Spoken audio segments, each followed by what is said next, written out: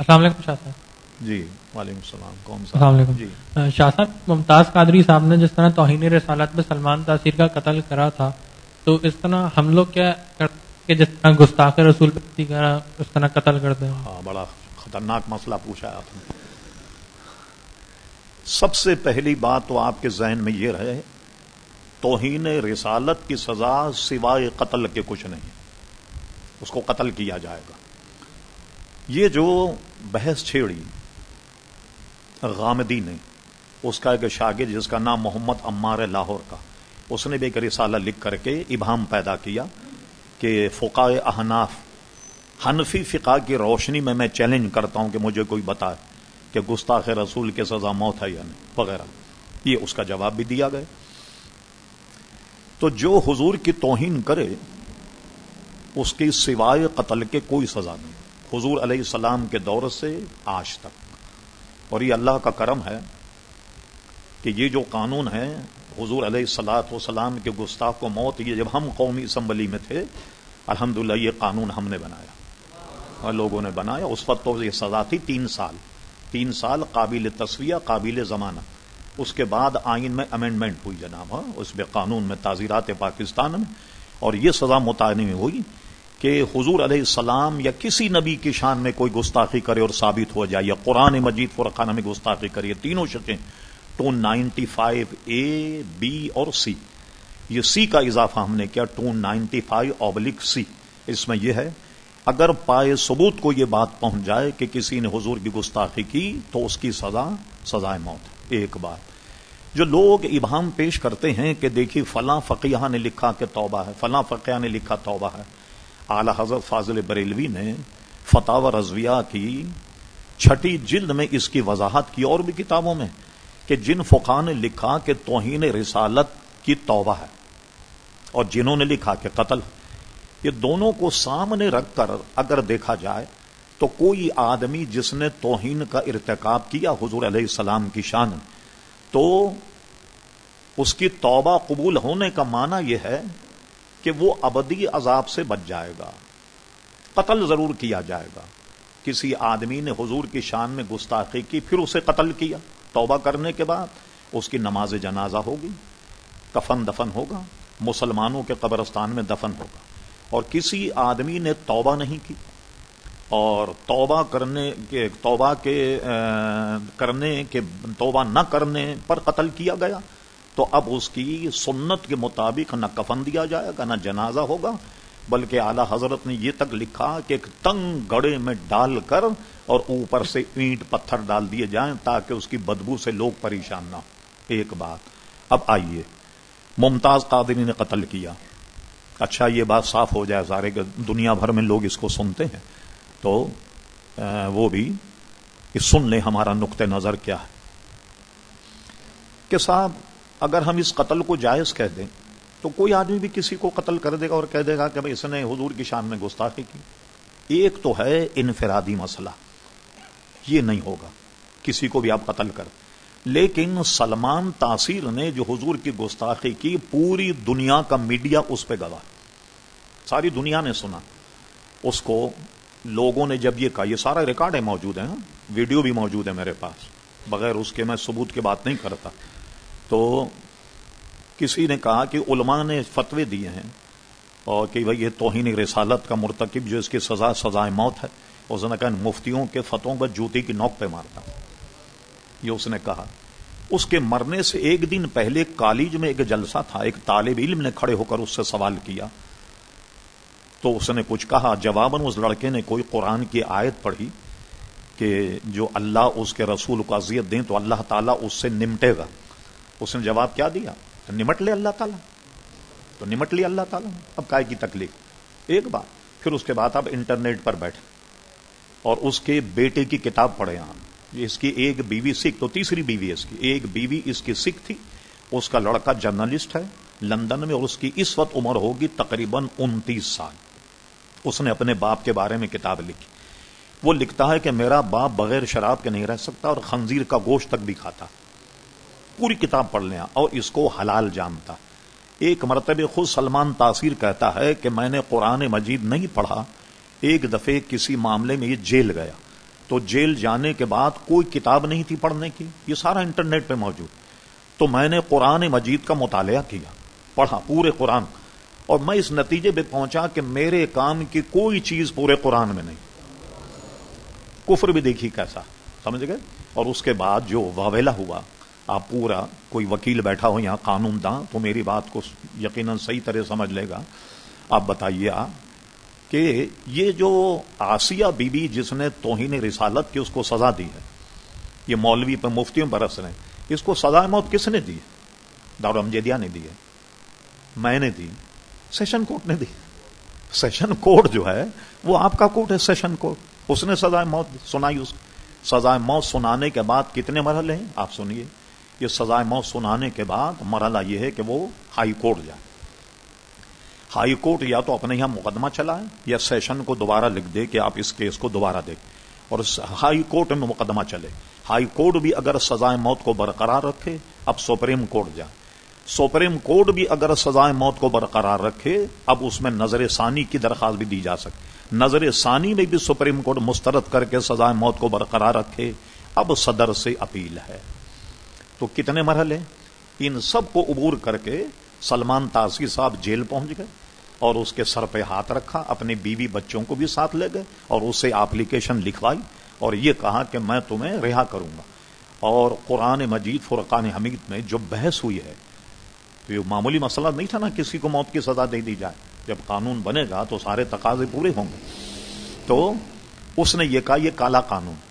اب لوگ کہتے ہیں کہ یہ مولویوں نے قانون بنایا. اب میں تو خود اسمبلی میں تھا. آپ سوچیے، 237 اراکین تھے اسمبلی کے جس میں 37 خواتین ہیں. ٹھیک، اقلیت کے سنی آباد. اقلیت کا ایک بہت بڑا سیٹ ہے سندھ کا جس کا نام چمن داس ہے، وہ اس اسمبلی میں موجود تھا. ایک اور ہے جس کا نام بھگوان داس، وہ اسمبلی میں موجود تھا. اور چمن داس کی بیوی جس کا نام لیلا تھا وہ بھی اقلیتی نشست پر.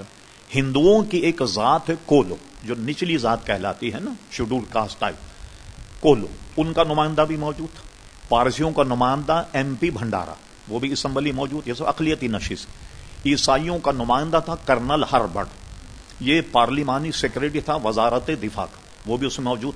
اور کرنل ہربرٹ جو عیسائیوں کا نمائندہ تھا اس کی تاریخی حیثیت اس نے خود بتائی کہ میں پہلا آدمی ہوں جو اوپن ہارٹ سرجری کا آپریشن ہوا تو سب سے پہلے پاکستان میں کرنل ہربرٹ کا ہوا. اس کا نام اس لیے وہ ہے کہ سب سے پہلا بائی پاس جو ہے وہ کرنل ہربرٹ کا ہوا. ان سارے لوگوں میں سے کسی نے بھی اعتراض نہیں کیا. اس کا مطلب ہے کہ ساری اقلیتی نمائندے وہاں موجود تھے، کسی نے اعتراض نہیں کیا اور متفقہ طور پر یہ قانون پاس ہوا. اب یہ بک بک کرنا کہ جی یہ تو مولویوں نے بنا دیا، یہ بنا دیا، وہ کر دیا، وہ کر دیا، پورے 237 اراکین نے اس پہ دستخط کیے، تب جا کر کے یہ قانون 295C جو ہے یہ پھر لاگو ہوا.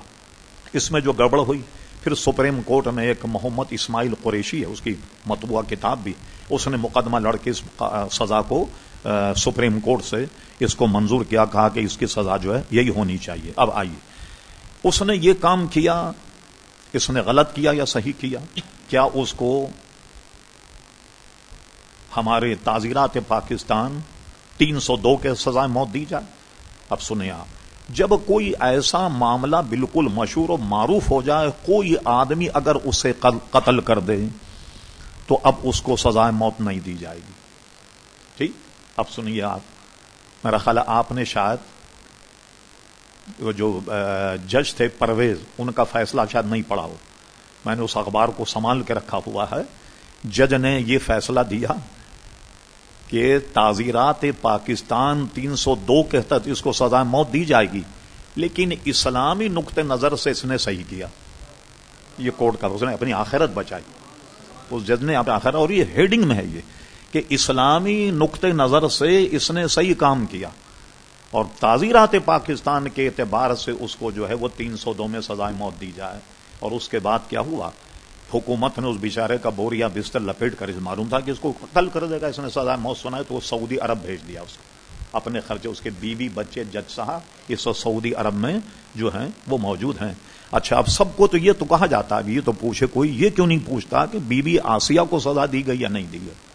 یہ یہ کوئی اس کو تو کوئی پوچھے یا نہیں. ایک بات یہ اس کا چونکہ گارڈ تھا تو ذاتی نوعیت میں بھی یہ اتنی بدتمیزی کرتا تھا دینی معاملات میں, دینی امور میں, کہ جس کی انتہا نہیں. تو اس کو ذاتی بھی اس کا معاملہ تھا کہ اس آدمی کو مجھے ہدف بنانا, اور اس نے مار دیا. اب فرانسی سے ایک وہ آئی میرے پاس جرنلسٹ اسی مسئلے پہ انٹرویو کرنے, اور وہ چلا پھر امریکن چینل پر اور اس پہ.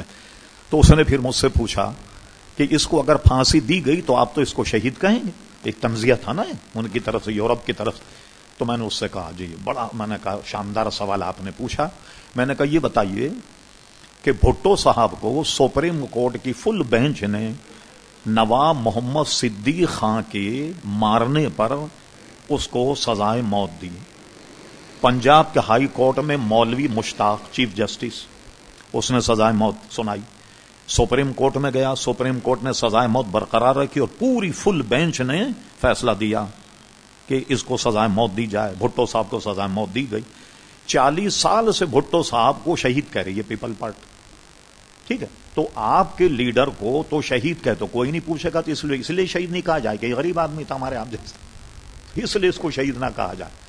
سمجھ گئے؟ تو اور اس پر ابھی, اور یہ کیا نام ہے, ہمارے دنیا دار نہیں, اس وقت جو سپریم کورٹ میں دوسری نظر ثانی کی درخواست دی گئی ہے نا, اس کا پیروی کوئی ایرا غیرہ نہیں کر رہا.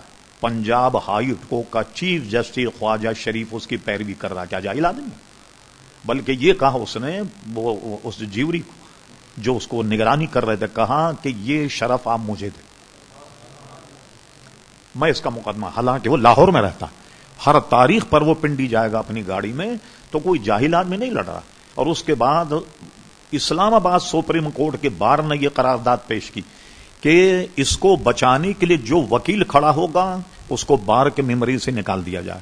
یہ کوئی جاہل لوگ ہیں جو اتنے سپورٹ کر رہے ہیں, کیونکہ رسالت میں گستاخی اتنا حساس مسئلہ ہے کہ کبھی بھی کوئی اسے برداشت نہیں کرے گا. اب آئیے, کیا ایسا کوئی مقدمہ حضور کے زمانے میں آیا؟ اسود انسی جس نے نبوت کا دعویٰ کیا, حضور صحابہ کرام علیہم رضوان کے سامنے بیٹھ فرما ہے کوئی میری مدد کرے؟ کہا حضور کیا ہوا؟ فرما اسود انسی جس نے نبوت کا اعلان کیا اس کو مارو. ایک صحابی گئے, خدا کا کرنا دیکھیے کہ جب وہ ہاتھ آیا تو ان کے پاس کوئی ہتھیار ہی نہیں تھا, اس کی گردن موڑ دی. اور اس کی بیوی جو تھی وہ, اس نے نبی نہیں مانا تھا اپنی بیوی کو, اور بیوی تو کسی کو مانتی نہیں, آپ جانتے. ہاں, تو اس کو نبی نہیں مانا اس کی بیوی نے. تو جب وہ خڑخڑ کرنے لگا تو اس کے گارڈ آ گئے محافظین. تو بیوی چونکہ اس کی نبوت کو نہیں مانتی, پوچھا کیا ہوا کیا ہوا, سننے کا خاموش ہو جائے, چلے جاؤ, وہی آ رہی. سب کو بھگا دیا, اور اس نے جان سے مار کر ان کو صحابی آ گئے کہ حضور میں نے اس کو جہنم رسید کر دیا. حضور نے مروایا. کعب بن اشرف کو حضور نے مروایا, یہ کہہ کر کے حضور کی گستاخی کرتا. یہاں تک کہ فتح مکہ جب ہوئی تو 2 ایک ایسے لوگ تھے جنہوں نے گانے والی عورتیں رکھی تھی جو حضور کی شان میں گستاخی کرتی. ان کے لیے حضور نے فرمایا یہ کعبے کے غلاف میں بھی اگر لپٹ جائیں تب بھی ان کو نہیں چھوڑنا. اور کعبے کے غلاف میں شر لپٹ گیا. انس ابن مالک کے غالباً نے فرمایا اس کو نکال کر کے مارو. تو مقام ابراہیم اور کعبے کے درمیان اس کو قتل کیا گیا. اسی طرح ایک نابینا صحابی تھی, ان کی خادمہ تھی اور لونڈی, وہ حضور کی شان میں گستاخی کرتی, انہوں اسے قتل کر دیا. قتل کرنے کے بعد حضور کی خدمت میں آئے, پورے مقدمے کو سن کر حضور نے اس قتل کو معاف کر دیا. اب شریعت کا تقاضا یہ ہے کہ اس کو سزائے موت نہیں دی جائے گی.